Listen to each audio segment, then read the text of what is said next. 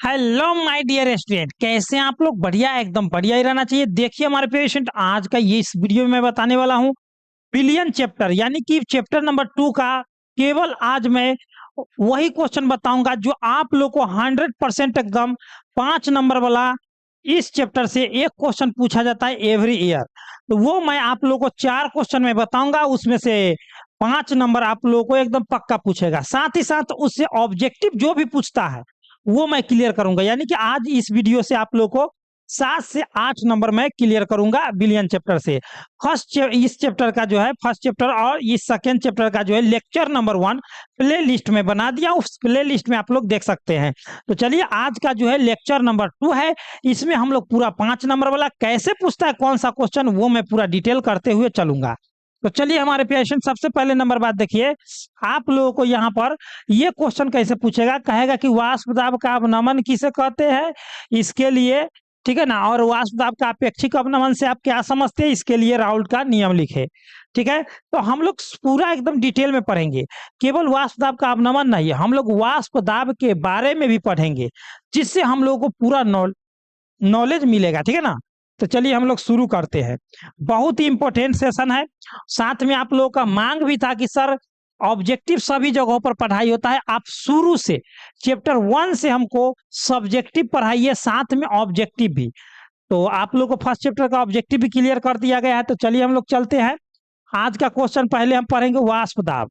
तो क्या करें, किसी खास ताप पर जब कोई द्रव एवं उसका वाष्प साम्य अवस्था में रहता है, तब उसका द्रव वाष्प द्वारा द्रव की सतह पर जो दाब आरोपित करता है उसे वाष्प दाब कहते हैं।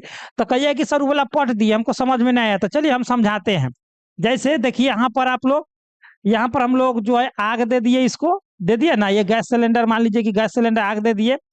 अब यहाँ पर ये ढकना है ना, ढकना है। अब ये द्रव है, क्या है, ये सब द्रव है। इसमें से जो वाष्प निकलेगा, इस तरह से वाष्प निकलेगा ऊपर की ओर, निकलेगा ना ऊपर की ओर, यानी कि ऊपर की ओर वाष्प निकलते जाएगा, ऊपर की ओर, ऊपर की ओर। क्या कह रहा है कि जब नीचे से ऊपर की ओर वाष्प जाता है तो ऊपर से ढका रहता है, ढका रहता है ना। फिर टकरा कर वापिस जो नीचे की ओर आता है, वापिस जो नीचे की ओर आता है। और ये दोनों के बीच वाला एक अवस्था होता है साम्य अवस्था। क्या होता है? साम्य अवस्था। बीच वाला अवस्था को हम लोग कहते हैं साम्य अवस्था। यहीं से साम्य अवस्था से होते हुए द्रव की सतह पर जब टकराएगा, वही वाष्प ऊपर ढकना में से ढका हुआ है, ढकना उसमें से टकरा कर नीचे आएगा। अब जो भी नीचे से जाएगा पूर्णतः पूरा प्रेशर से ऊपर की ओर जाएगा, जिसके कारण सीटी अगर लगा रहेगा तो सीटी में हवा फेंकेगा, जिसके कारण अगर ढकना से ढका हुआ है तो ढकना उघड़ जाएगा और भाप की तरह निकलेगा। यानी कि मेरे प्यारे स्टूडेंट, आप लोग समझ गए हैं, किसी खास ताप पर किसी द्रव का वाष्प जो है उसके सतह द्वारा, समझ रहे ना, उसके जो है उसी वाष्प के द्वारा उसकी द्रव के सतह पर जब दाब आरोपित किया जाता है। देखिए वो कोई द्रव है, इसको किसी खास ताप पर गर्म कर रहे हैं, तो इससे वाष्प निकला, यही वाष्प फिर इसी द्रव के सतह पर आकर टकराएगा, तो इससे उत्पन्न दाब को वाष्प दाब कहते हैं। समझ में आ गया? अब तो आप लोग समझ गए होंगे। तो क्या करें, किसी खास ताप पर जब कोई द्रव एवं उसका वाष्प साम्य अवस्था में रहता है, तब द्रव का वाष्प दाब, ठीक है ना, द्रव का वाष्प द्वारा द्रव की सतह पर जो दाब आरोपित किया जाता है उसे उस द्रव का वाष्प दाब कहते हैं। अब वाष्प दाब का अवनमन किसे कहते हैं, अब समझिएगा मेरे प्यारे से ध्यान से। देखिए आप लोगों को मैं बताता हूं, जब भी कोई भी शुद्ध विलायक होता है उसमें हम लोग अवाष्पशील विलेय घुला देंगे, तो उसका क्या हो जाएगा मेरे प्यारे स्टूडेंट, तो उसका वाष्प दाब घट जाएगा। कहिए कैसे सर? तो ये द्रव जो है, शुद्ध द्रव को आप लोग गर्म कीजिए और उसमें चावल डाल दीजिए या चीनी डाल दीजिए या या ग्लूकोज डाल दीजिए। तो जब डाल देते हैं तो धीरे धीरे उसमें से वाष्प निकलना कम हो जाता है, यानी कि जैसे ही अशुद्ध हो जाएगा उसका वाष्प दाब घट जाएगा। समझ गए? बात समझ गए एकदम। तो वही कह रहा है, जब किसी शुद्ध विलायक में अवाष्पशील विलेय को घुलाया जाता है तो विलयन का वाष्प दाब घट जाता है, तो विलयन का वाष्प दाब घट जाता है। अतः शुद्ध विलायक का वाष्प दाब एवं विलयन के वाष्प दाब को अंतर को क्या कहते हैं, वाष्प दाब का अवनमन कहते हैं। वाष्प दाब का अवनमन को डेल्टा पी से सूचित करते हैं। अब हम डिटेल में समझाते हैं आप लोगों को। जैसे मेरा कहने का अर्थ हुआ कि शुद्ध जब तक था उसका ज्यादा हो गया, ठीक है ना, शुद्ध वाला का ज्यादा और विलयन वाला का कम, तो ज्यादा माइनस कम, यानी कि शुद्ध विलायक था तो उसका वाष्प दाब ज्यादा था, है ना। तो इसलिए कहा जाता है शुद्ध विलायक का वाष्प दाब ज्यादा है तो ज्यादा में, और जैसे उसमें अवाष्पशील विलय डाले तो वाष्प दाब घट जाता है, तो विलयन का वाष्प दाब हो गया, क्योंकि डाल दिए तो वो विलयन ना हो गया, पहले से शुद्ध था अब तो विलयन हो गया, तो विलयन का वाष्प दाब घट जाता है, जैसे आप लोग को मैं एग्जाम्पल में बताया हूँ। ठीक है, तो यहाँ पर हम लोग कहते हैं डेल्टा पी बराबर पी नोट, देखिए यहाँ पर नोट नहीं लगेगा, पी एस हो गया आप लोग, ठीक है ना, पी नोट एस। एक सेकेंड, एक सेकेंड मेरे प्यारे स्टूडेंट, यहाँ पर ध्यान देंगे। यहाँ पर पी नोट, ठीक है ना, एक हो जाएगा आप लोग को पी नोट, ठीक है ना, एक हो जाएगा आप लोग को P S. P note S मान लिया थोड़ा देर के, पी नोट एस है, पी एस है, तो नोट वाला हमेशा शुद्ध होगा और बिना नोट वाला हमेशा बिलियन होगा। बिलियन मतलब उसमें कुछ मिलाया हुआ। अब आगे हम लोग चलते, ये तो समझ में आ गया। इसका स्क्रीनशॉट हम आप लोगों को लेने के लिए पूरा मौका देंगे, 5 नंबर वाला पूरा क्लियर करेंगे। अब कर रहा वाष्प दाब का अपेक्षिक अवनमन किसे कहते हैं। तो वाष्प दाब का अपेक्षिक अवनमन जो है शुद्ध विलायक के, देखिए जैसे मान लिया कि ये शुद्ध विलायक है ना, शुद्ध विलायक का वाष्प दाब, शुद्ध विलायक का क्या हो गया, वाष्प दाब के तुलना में विलयन का वाष्प दाब की तुलना में वाष्प दाब का अवनमन को, हाँ, शुद्ध विलायक के वाष्प दाब की तुलना में, तो शुद्ध विलायक का वाष्प दाब के तुलना में वाष्प दाब के अवनमन को, यानी कि वाष्प दाब, वाष्प दाब के अवनमन को क्या कहेंगे, वाष्प दाब का आपेक्षिक।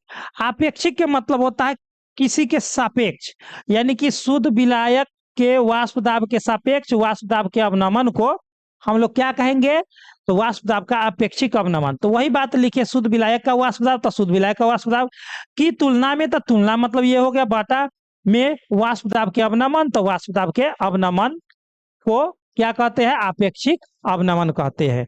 वाष्प दाब का अपेक्षिक अवनमन कहते हैं। ये बात भी आप लोगों को समझ में आ गया। अब देखिए इसके लिए वाष्प दाब का अपेक्षिक अवनमन बराबर क्या हम लोग लिखे, वाष्प दाब का अवनमन बटा में शुद्ध विलायक का वाष्प दाब। ठीक है, इसमें कोई दिक्कत नहीं है। ठीक है, यहाँ तक आप लोग, यहाँ तक स्क्रीनशॉट ले लेंगे हमारे प्यारे से। चलिए, ऐसे इसका पीडीएफ का लिंक जो है डिस्क्रिप्शन बॉक्स में दे दिया गया, चिंता नहीं करना है। ठीक है, आगे राउल्ट के नियम हम लोग पढ़ेंगे। तो देखिए यहाँ पर आप लोग को बताते हैं कि देखिए शुद्ध विलायक का वाष्प दाब क्या था, तो पी नोट, वाष्प दाब का अपेक्षिक वाष्प दाब का अवनमन क्या था, तो डेल्टा पी। अब हम लोग जानते हैं कि डेल्टा पी बराबर P note minus P S था, अब बटा में क्या है, तो पी नोट है। यही फॉर्मूला आप लोग को यहाँ पर दे दिया गया है, ठीक है ना, यहाँ पर दे दिया गया है। अब क्या करें, वाष्प दाब का अपेक्षिक अवनमन के लिए राउल्ट का नियम तो क्या है, तो वाष्प दाब का अपेक्षिक अवनमन जो है राउल्ट के नियम के लिए क्या होता है, विलेय के मोल प्रभाज के बराबर होता है। विलेय के मोल प्रभाज आप लोग को पिछला वीडियो में हम बताए थे, उसमें पूरा डिटेल। तो वाष्प दाब का अपेक्षिक अवनमन जो है विलेय के मोल प्रभाज के सीधा समानुपाती होता है। क्या होता है, सीधा समानुपाती होता है। हाँ मेरे प्यारे स्टूडेंट, अब क्या कह रहा है कि वाष्प दाब का अवनमन अपेक्षिक अवनमन, ठीक है ना, ओ सॉरी, सीधा समानुपाती नहीं होता है, बराबर होता है। मोल प्रभाज के यहाँ पर बराबर होता है, क्या होता है, बराबर, यहाँ पर बराबर हो जाएगा, ठीक है ना, बराबर होता है। तो वाष्प दाब का अपेक्षिक अवनमन बराबर में हो जाएगा विलेय का मोल प्रभाज, ठीक है ना, विलेय का मोल प्रभाज। तो यहाँ पर हम लोग जानते हैं कि वाष्प दाब का अपेक्षिक अवनमन को हम लोग डेल्टा पी बटे पी नोट कहते हैं। अब बराबर में हो गया चाइल विलेय, ये क्या है, तो चाइल है, एक्स बड़ा सा विलेय, ठीक है ना, या हम लोग इसको लिखते हैं डेल्टा पी को हम लोग क्या लिखते हैं, तो P note minus P S बटा पी नोट। अब बराबर में आप लोगों को मैं कल बताया था कि अगर चाइल विलेय रहे तो विलेय रहे तो नानकी एन ऊपर बटा में दोनों एन, यानी कि ये एन है विलेय और ये एन है विलायक के मोलों की संख्या। आप लोग देख लिए, तो यही मेरा सूत्र है, यानी कि आपका सूत्र है, और ये एग्जाम में एकदम 100% पूछता है। एन बराबर क्या है, विलेय के मोलों की संख्या, बड़का एन बराबर क्या है, तो विलायक के मोलों की संख्या। ठीक है, यहाँ पर आप लोगों का एक 5 नंबर वाला क्वेश्चन पूरा हुआ, ठीक है ना, एक 5 नंबरिया क्वेश्चन आप लोगों को पूरा हुआ। अब हम लोग चलेंगे मेरे प्यारे से, उससे पहले आप लोग इसका स्क्रीनशॉट अगर लेना चाहेंगे तो ले सकते हैं। चलिए आगे हम लोग चलते हैं, क्या कह रहा है, अब इसका परिमाण निकालना है। तो रिजल्ट आप लोगों को एकदम आसान है, तो इसको रिजल्ट को छोड़ देते हैं।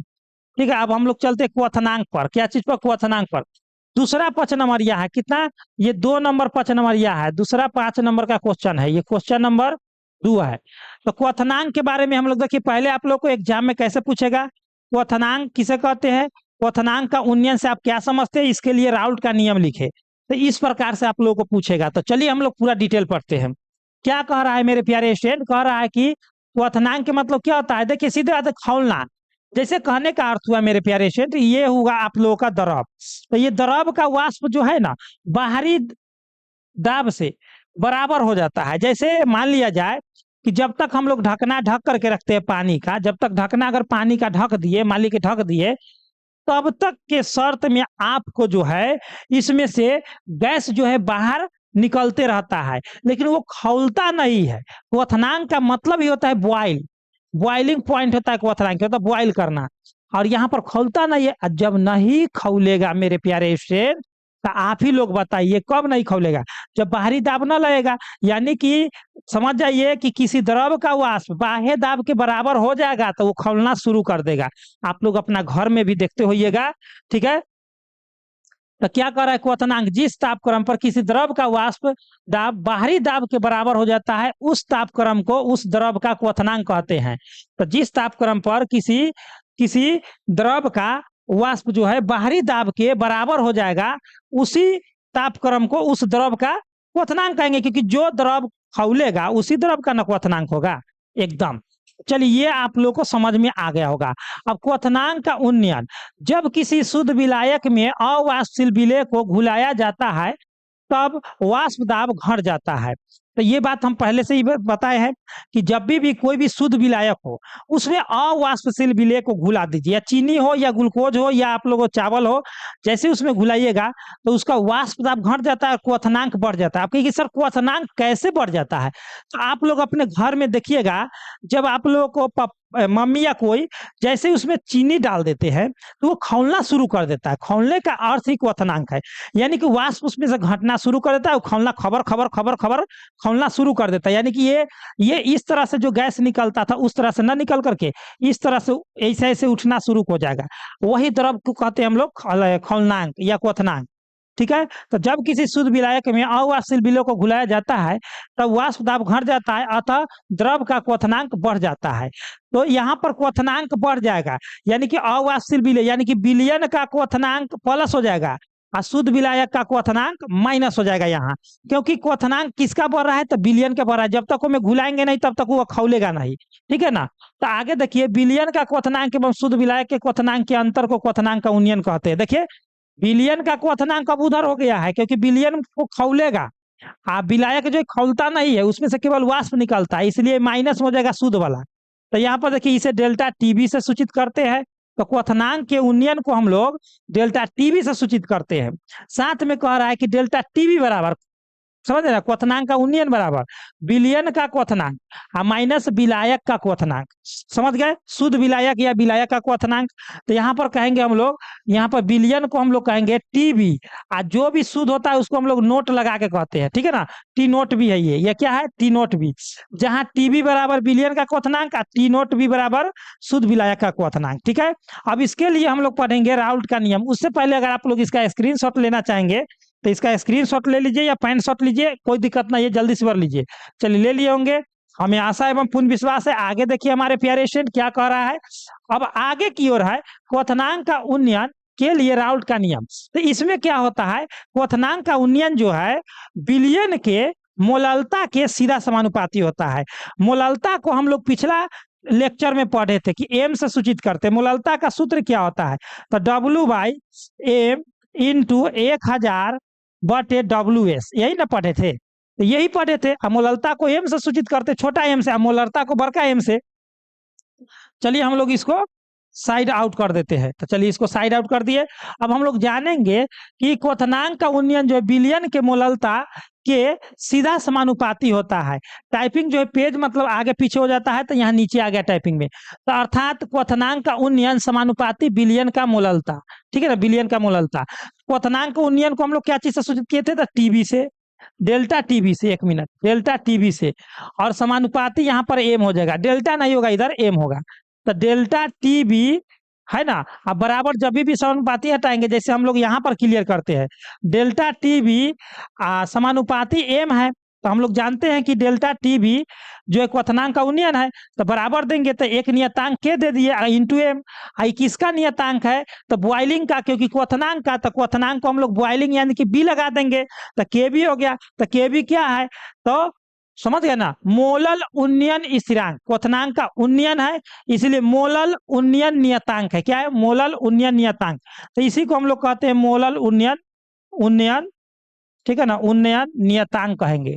अब यहाँ पर पूरा डिटेल है कि एम क्या है मेरे पेशेंट, यहाँ पर एम क्या है, तो बिलियन का मोललता, के भी क्या है, तो एक नियतांक है जिसे मोलल उन्नयन नियतांक कहते हैं। कोई दिक्कत नहीं है, हमारे सभी प्यारे स्टूडेंट को पूरा पूरा एकदम क्लियर से समझ में आ रहा होगा। इसका भी स्क्रीनशॉट ले लेंगे, ऐसे पीडीएफ का लिंक नीचे दे दिया गया, पहले समझ लीजिए, एग्जाम में जो है जो समझेंगे वही काम देगा। ऐसे बहुत सारे स्टूडेंट होते हैं जो अपना डाउनलोड कर लेते हैं, भजन गवाते रहते हैं। भिन्न भिन्न विलायकों के लिए केबी का मान भिन्न भिन्न होता है, ठीक है ना। जैसे डेल्टा टीबी का मान पहले नंबर हम लोग ये पढ़े थे क्वथनांक का उन्नयन में कि T B minus T naught B, और फिर अभी तुरंत पढ़े कि डेल्टा टीबी बराबर अपनी इतना पढ़े हैं। और देखिए केबी जैसे के तैसे, एम बराबर अभी हम तुरंत बताए थे कि डब्ल्यू बाई एम 1000 बटा डब्ल्यू एस। अब यहाँ पर डब्ल्यू क्या है, तो विलेय का भार, एम क्या है, तो विलेय का आणविक द्रव्यमान, डब्ल्यू एस क्या है, तो विलायक का भार। जल के लिए केबी का मान कितना होता है, तो इसको आप लोग याद रखेंगे, वीवीआई है, ठीक है ना, ये पूरा का पूरा वीवीआई है। अब मेरे प्यारे स्टूडेंट, अब आगे आप लोग को अर्ध पारगम्य झिल्ली, जैसे ही आप लोग अर्ध पारगम्य झिल्ली पढ़ेंगे तो आप लोगों को परासरण दाब समझ में आ जाएगा। क्या, परासरण दाब। अभी हिमांक पढ़ना जरूरत है, हिमांक भी है। हिमांक क्या होता है, बर्फ होता है, ठीक है ना। हिम मतलब बर्फ, और क्वथनांक मतलब आप लोग समझते हैं, क्वथनांक मतलब क्या होता है मेरे प्यारे स्टूडेंट, तो क्वथनांक के मतलब खौलना। जो भी आप लोग घर में भोजन पकाते हैं उसको हम लोग क्या कहते हैं, खौलनांक यानी कि क्वथनांक। और हिमांक भी अब हम लोग आगे पढ़ेंगे, उससे पहले अर्ध पारगम्य झिल्ली। जैसा कि आप लोग को घर में किशमिश आप लोग खाते होंगे, पानी में जब आप लोग डुबोते हैं तो उसमें केवल आप लोगों को किशमिश में जो है पानी की मात्रा ही प्रवेश कर पाता है, न कि आप लोगों को उसमें जो है ये क्या कहता है, जैसे चीनी, चीनी होता है ना, खीरे पकाए आप लोग, खीर पकाए तो उसमें जो है केवल पानी की मात्रा प्रवेश कर पाता है, दूध की मात्रा और चीनी की मात्रा किशमिश के ऊपर परत पर जम जाता है। यानी कि सीधे सीधे बात है कि अर्ध पारगम्य झिल्ली जो है एक प्रकार से किशमिश को ही समझिए, जो केवल उससे विलायक के कण यानी कि जल ही आर पार होगा, जल यानी विलायक के कण ही आर पार होगा, न विलेय और नहीं विलयन, केवल विलायक। यानी कि अर्ध पारगम्य झिल्ली को हम लोग एसपीएम कहते हैं, ठीक है। तो हम लोग इसका पूरा डिटेल अभी जानेंगे, चलिए पूरा डिटेल हम लोग जान लेते हैं हमारे प्यारे स्टूडेंट। क्या कर रहा है कि वैसे झिल्ली जिसके द्वारा केवल विलायक के कण ही आर पार हो पाते हैं उसे अर्ध पारगम्य झिल्ली कहते हैं। मतलब क्या कह रहा है मेरे प्यारे स्टूडेंट, कह रहा है कि वैसा झिल्ली जिसके द्वारा केवल विलायक के कण ही आर पार हो पाते हैं उसी को अर्ध पारगम्य झिल्ली कहते हैं। विलायक मतलब जल होता है। जैसे हम लोग लोहा, लोहा में एंट्री जल ही मारता है, न कि वहां पर चीनी उसमें प्रवेश कर जाएगा। कोबाल्ट निकेल ये सब लौह चुंबकीय पदार्थ है, तो इसका लोहा कोबाल्ट निकेल के सिलिकेट, सिलिकेट मतलब होता है जैसे हो गया आप लोगों को ANI, ठीक है ना, सिलिकेट मतलब SiO2, जैसे SiO2 ये सिलिकेट हो गया। तो इसी तरह से आप लोग समझ गए। आगे देखिए कॉपर हेक्सासाइनोफेरेट, कॉपर हेक्सासाइनोफेरेट जो है हमारे प्यारे स्टूडेंट, ये सबसे अच्छा उदाहरण है अर्ध पारगम्य झिल्ली का। और ये आप लोग को एग्जाम में 5 बार अभी तक ये पूछा है ये वाला, ठीक है। ये अर्ध पारगम्य झिल्ली आप लोग को 6 बार आप लोग को 2 नंबर वाला में पूछा है, तो ये बार बार पूछते रहता है। चलिए हम लोग अब हिम क्रीम पर आ जाते हैं। आप लोग बहुत आइसक्रीम खाते हैं, आज आइसक्रीम के बारे में पढ़ाते हैं हम। चलिए क्या करा हिमांक, हिमांक के मतलब क्या होता है मेरे प्यारे स्टूडेंट, वह तापक्रम जिस पर कोई भी ठोस जो कोई भी द्रव जो होता है ठोस अवस्था में आ जाता है, समझ रहे हैं। यानी कि आप लोग समझ जाइए, कहने का अर्थ हुआ कि ये जल है, जल में हम लोग यहाँ पर बर्फ रख दिए, ठीक है ना, तो ये बर्फ द्वारा वाष्प और बाहरी वाष्प दोनों आपस में बराबर हो जाएगा, तो उसी को हम लोग कहते हैं वाष्प, हिमांक कहते हैं। जैसे जैसे वह तापक्रम जिस पर किसी द्रव का वाष्प उसके ठोस के वाष्प दाब के बराबर हो जाता है, यहाँ पर वाष्प होता है, ठीक है ना, वा आधा स आप वाष्प दाब के बराबर हो जाता है, तो उसी को हम लोग कहते हैं, उस तापक्रम को उस द्रव का हिमांक कहते हैं। यानी कि किसी द्रव मतलब समझ रहे, किसी द्रव के जो होता है वाष्प उसमें जो है ठोस और बाह्य दाब के बराबर हो जाए, यही बात तो हम यहाँ लिखे, वह तापक्रम जिस पर किसी द्रव का वाष्प जो है उसमें उसके ठोस के यानी कि इसमें ठोस जो है इस द्रव का वाष्प दोनों आपस में बराबर हो जाए तो आप लोगों को उसी द्रव का हम लोग हिमांक कहते हैं, ठीक है ना। ये समझ में आ गया होगा। चलिए उसका आप लोग समझ गए। हिमांक एकदम नॉर्मल सी बात है ना। चलिए आगे क्या करें, हिमांक का अवनमन। जब किसी शुद्ध विलायक में अवाष्पशील विलेय घुलाया जाता है, जब किसी शुद्ध विलायक में अवाष्पशील विलेय घुलाया जाता है तो अंतराण्विक आकर्षण बल बढ़ता है जबकि वाष्प दाब बढ़ता है। तो कहिए कि सर इसमें ऐसा लॉजिक क्या है, तो मैं बताता हूं आप लोग को इसका लॉजिक। देखिए जब किसी शुद्ध विलायक में अवाष्पशील विलेय घुला दीजिएगा, उसमें अंतराण्विक आकर्षण बल तो बढ़ेगा यानी कि मतलब खौलेगा तो उसका क्या हो जाएगा, वाष्प दाब घटेगा। तो जिसका वाष्प दाब घट गया उसका हिमांक भी घट जाएगा।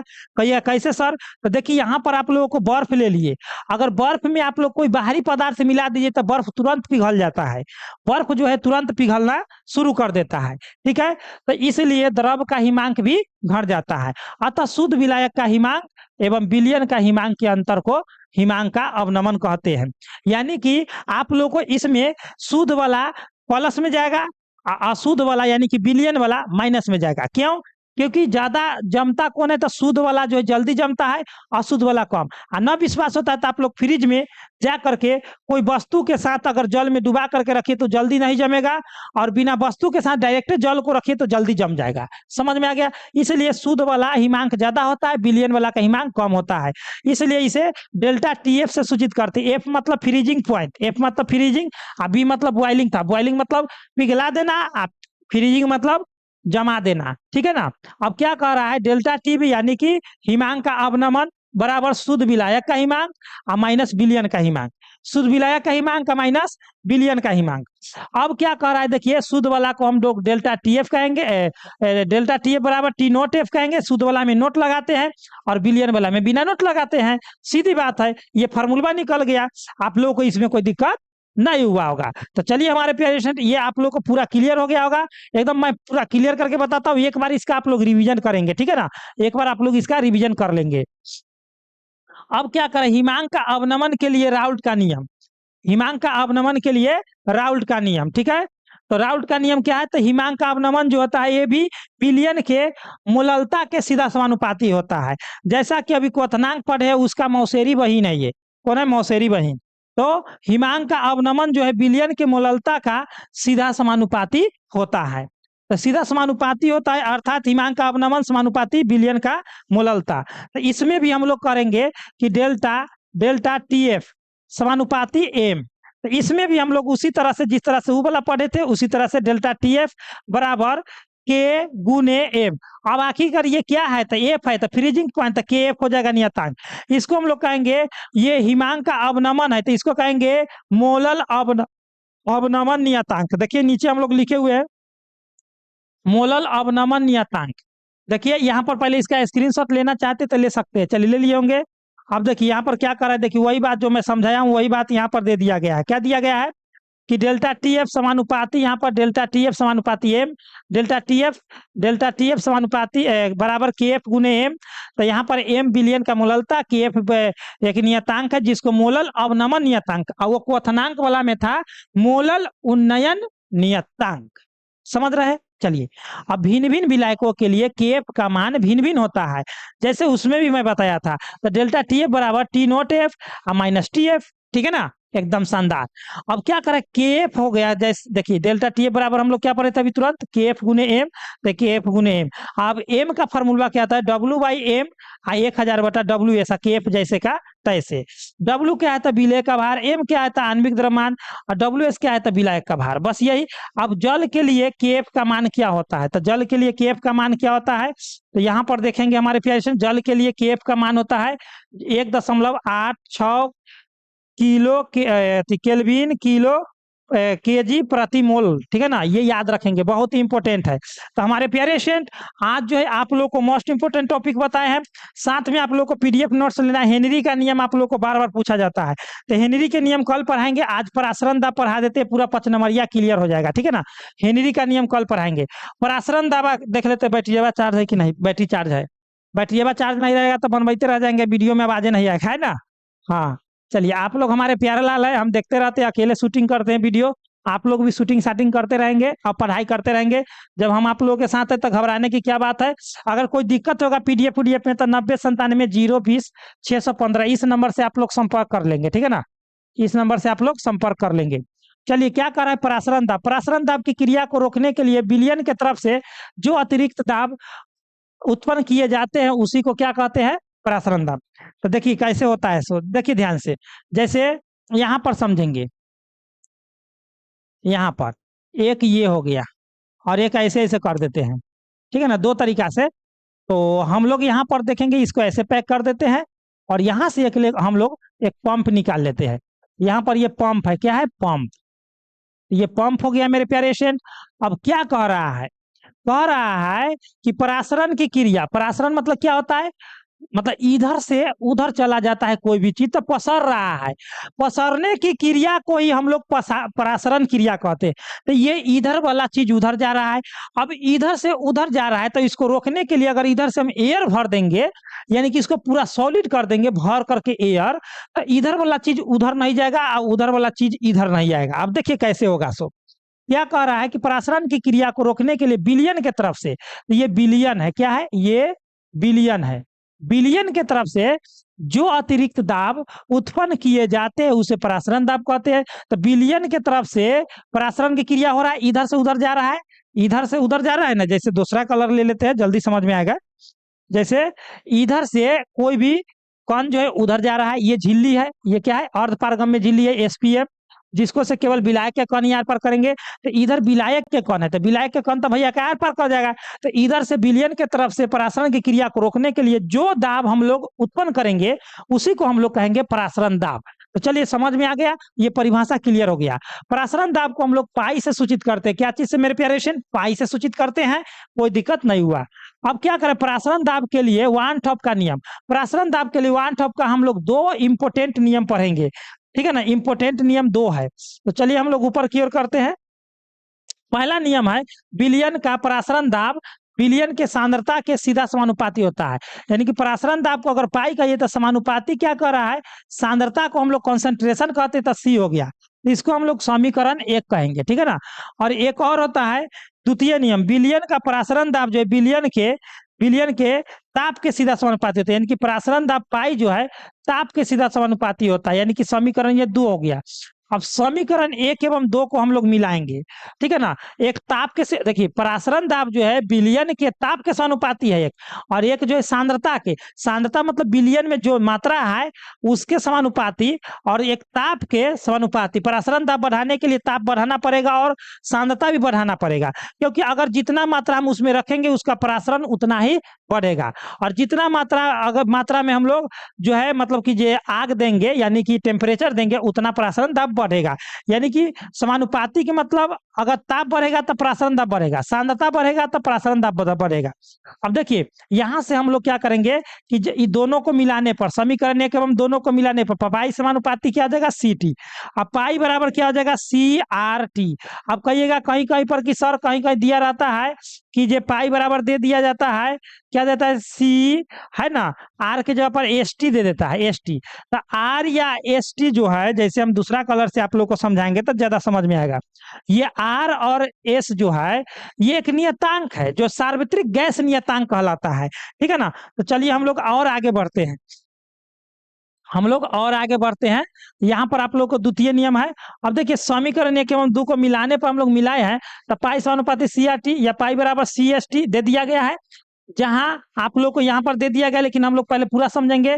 तो देखिए पाई बराबर हो गया, देखिए सी क्या है, सांद्रता। सांद्रता क्या होता है कि जितना विलयन है उसमें विलय की मात्रा है ना, गुने आर टी। तो ये पाई बराबर हो गया मेरे प्यारे स्टूडेंट।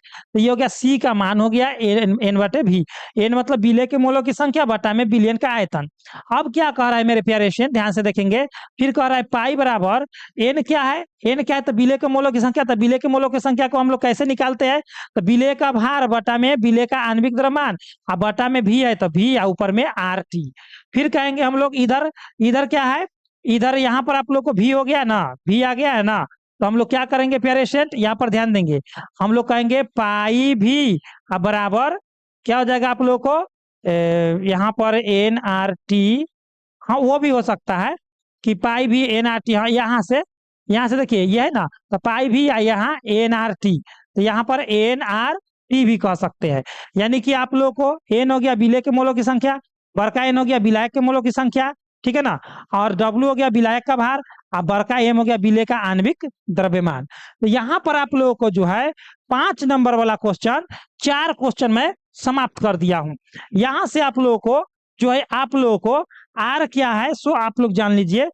आर या एस एक नियतांक है जिसे सार्वत्रिक गैस नियतांक कहते हैं, जिसका मान 8.314 जूल मोल प्रति मोल प्रति केल्विन होता है। ये आप लोगों को पूछता है, ठीक है। तो हमारे प्यारे स्टूडेंट, आज जो है पूरा 5 नंबर वाला मैं पूरा खत्म कर दिया हूं।